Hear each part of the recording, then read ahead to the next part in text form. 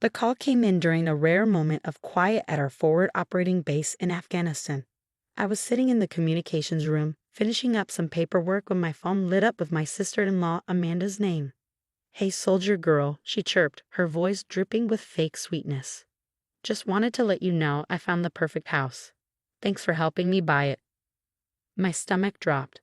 "What are you talking about, Amanda?"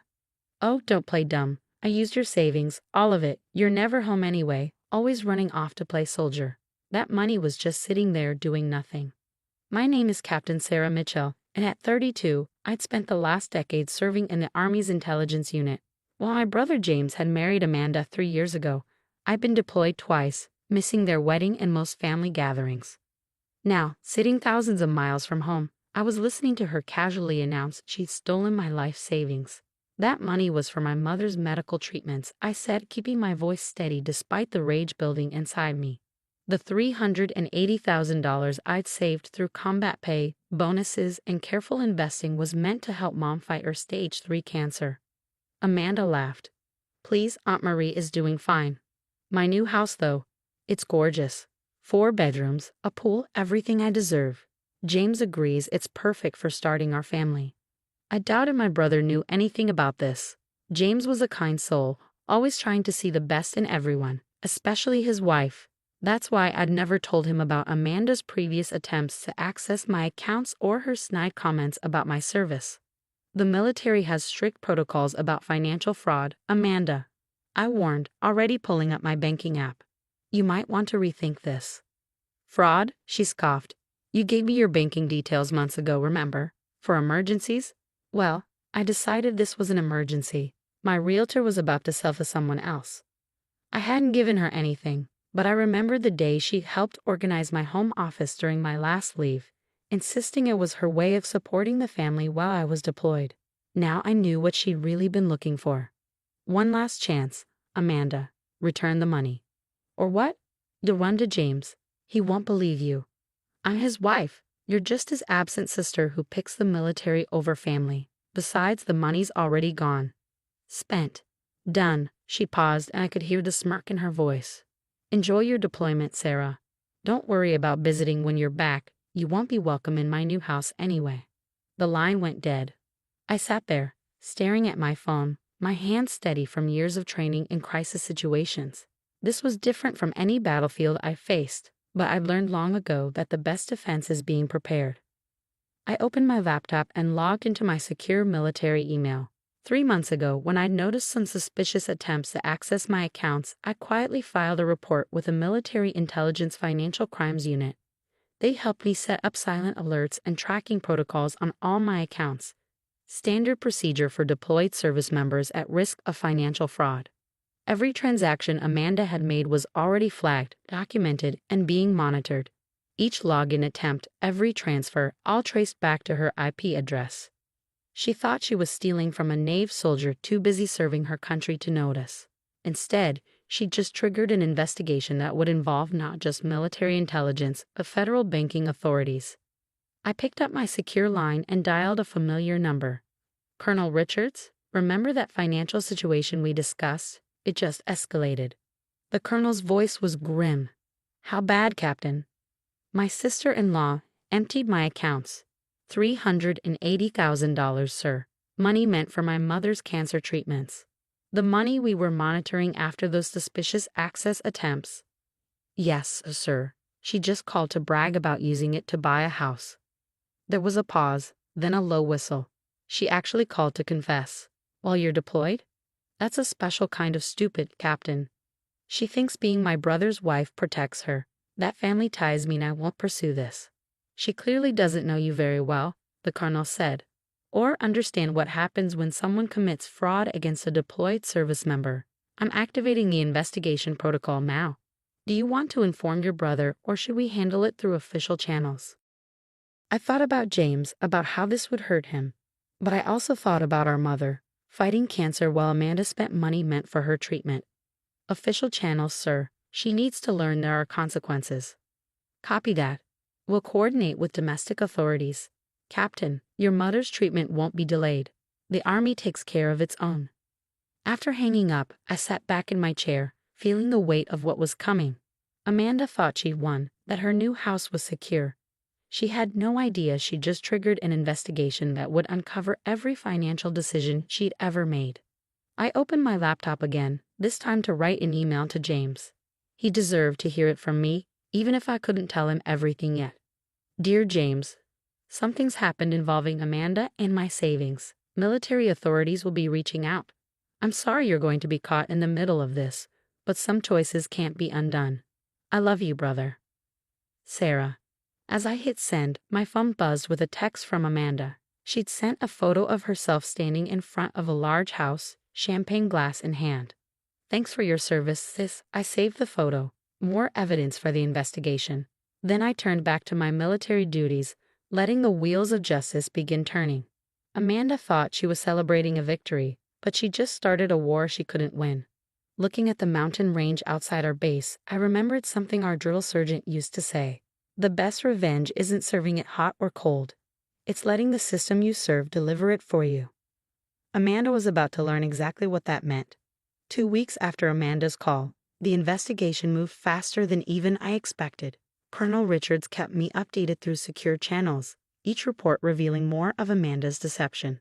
Captain, you might want to sit down for this, he said during our weekly briefing. The Financial Crimes Unit didn't just find the theft of your savings. They uncovered a pattern. I leaned back in my chair, the desert heat seeping through the command center walls. What kind of pattern, sir? Your sister-in-law has been planning this for months. She created fake email accounts pretending to be you, attempted to access your military benefits, and even tried to redirect your combat pay. The house purchase was just the final move. The revelation hit me harder than any IED blast. Amanda hadn't just stolen my money on impulse. She orchestrated a calculated scheme while playing the devoted sister-in-law. There's more, the colonel continued. The house she bought, she didn't just use your money. She forged your signature as a co-owner, probably thinking it would protect her if she got caught. Instead, she committed mortgage fraud. I closed my eyes, thinking of James. My brother's world was about to shatter, and I couldn't even be there to help him through it. The FBI has been notified, Colonel Richards added. They're coordinating with our Financial Crimes Unit. Captain, they're moving in tomorrow. Back in my quarters that night, I received an email from our family lawyer, Michael Sullivan. He'd been handling our mother's medical arrangements and had discovered something disturbing. Sarah, I don't know if you're aware, but someone attempted to access your mother's medical trust fund last week. The request was denied, but it came from Amanda's email address. She claimed to be acting on your behalf. I've already reported this to the investigators. My hands shook as I read his words. Even after stealing my savings, Amanda had tried to get her hands on Mom's medical fund. The thought of her attempting to steal money meant for Mom's cancer treatments made my blood boil. The next morning, I received a series of frantic texts from James. Sarah, what's happening? FBI agents just took Amanda from our house. They're saying something about fraud and theft from a service member. This has to be a mistake. Amanda said you gave her permission. Please call me. Before I could respond, another message came through, this time from Amanda's phone. You vindictive bitch. You really called the feds on family? James will never forgive you for this. I hope you're happy in your precious army while you destroy our lives. I forwarded her message to Colonel Richards. More evidence for the case. Then I called James through a secure line. His voice was rough, like he'd been crying. Sarah, please tell me this isn't what it looks like.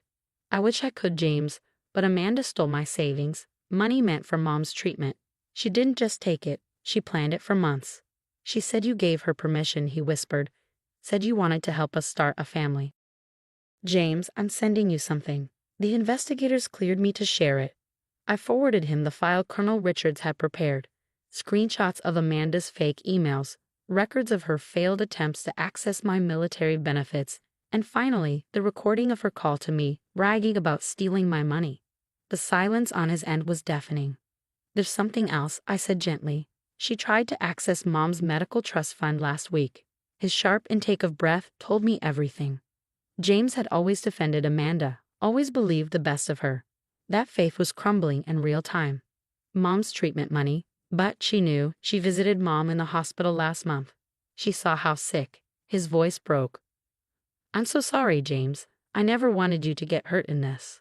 Don't apologize, he said firmly. You're not the one who needs to be sorry. I can't believe I didn't see it. All those times she asked about your finances, insisted on organizing your papers. Bob, Sarah, I was so blind. The pain in his voice cut deep. James had always been my protector when we were kids, standing up to bullies, cheering me on when I joined the military.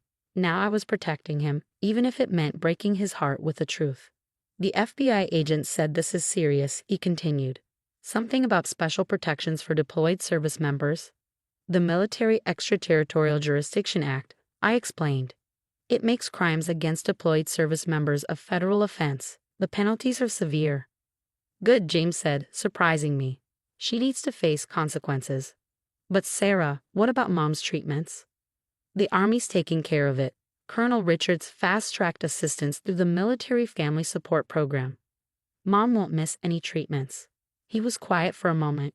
You know what Mom said when I told her what happened? She said, your sister fights for others every day. It's about time someone fought for her. Tears pricked my eyes. Even facing cancer, our mother's main concern was her children. The house is in your name too, James added. Amanda forged documents to make you co-owner. The FBI agent said that actually works in our favor. You can claim it as restitution. I hadn't known that detail yet. Amanda's attempt to cover her tracks had backfired spectacularly. Keep the house, James, I said.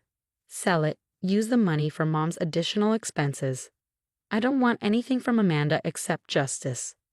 Sarah, his voice was thick with emotion. I'm divorcing her.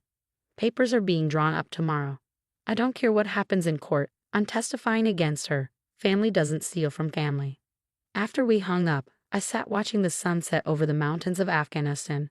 Amanda had thought my deployment meant I was powerless. That distance would prevent me from stopping her. Instead, she learned a hard lesson about the long arm of military justice. My phone buzzed with an update from Colonel Richards. Suspect in custody. Initial charges: fraud against a service member, mortgage fraud, attempted medical trust fund theft. She's looking at serious federal time, Captain. Turns out your sister-in-law picked the wrong soldier to steal from. I smiled, remembering all the times Amanda had dismissed my military service, called it plain soldier. Now that same service had brought her house of cards crumbling down. The next phase would be challenging: court proceedings, testimony, the formal dismantling of Amanda's scheme. But for now I had a job to do, a country to serve, and the satisfaction of knowing that sometimes justice wears combat boots. 6 months after Amanda's arrest, I stood in my dress uniform at the federal courthouse, ready to testify. The military had arranged special leave for me to attend the proceedings, understanding the importance of seeing this through. Amanda sat at the defendant's table, her designer clothes replaced by modest business attire, her once confident smirk now a nervous frown. When she saw me enter, she quickly looked away. This wasn't the reunion she'd imagined when she'd sent that champagne selfie from my stolen house. The evidence against her was overwhelming. The prosecution presented a detailed timeline: her systematic attempts to access my accounts, the forged documents, the fake emails, and finally, the recorded phone call where she bragged about stealing from a deployed service member. But it was the attempted theft from Mom's medical trust that seemed to hit the jury hardest. Even Amanda's lawyer winced when they played her recorded call to the hospital, impersonating me to try accessing those funds. When it was my turn to testify, I spoke clearly and professionally, just as I'd been trained. I described discovering the theft while deployed, the impact it could have had on Mom's cancer treatments, and the systematic way Amanda had planned everything. And how did this affect your military duties, Captain Mitchell? The prosecutor asked. As an intelligence officer, my focus needs to be absolute.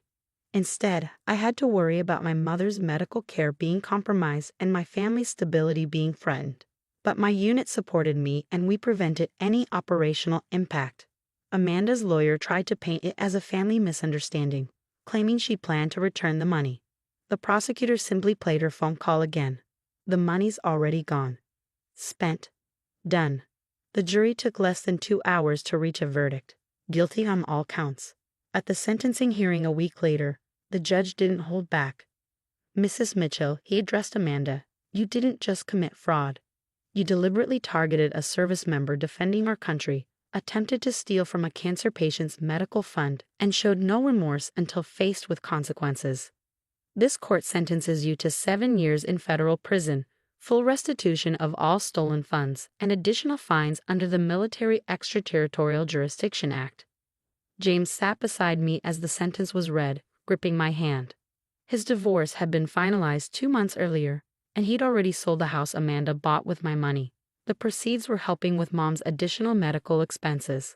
The house she was so proud of ended up helping Mom after all, he whispered, just not the way she planned. As federal marshals led Amanda away, she turned to look at us one last time. The arrogance was gone, replaced by something that might have been regret. Too little, too late. Outside the courthouse, Colonel Richards was waiting. He'd flown in to represent the unit's interests in the case. Well done, Captain, he said, saluting.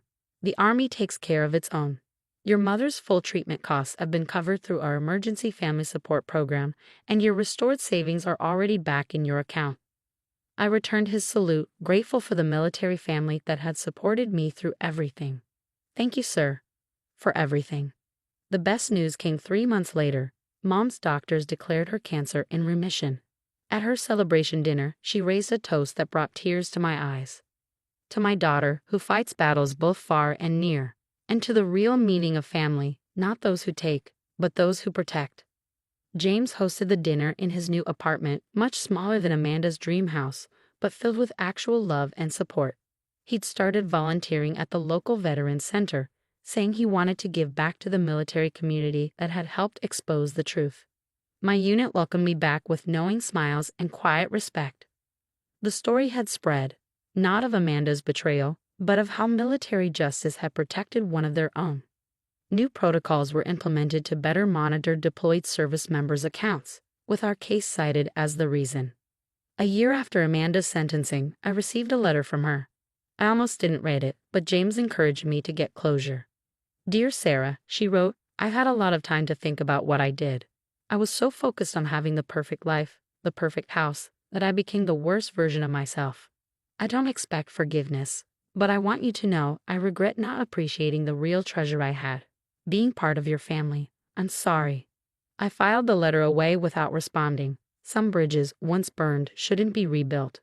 Mom's recovery continued strengthening, and she eventually felt well enough to visit me on base during family day.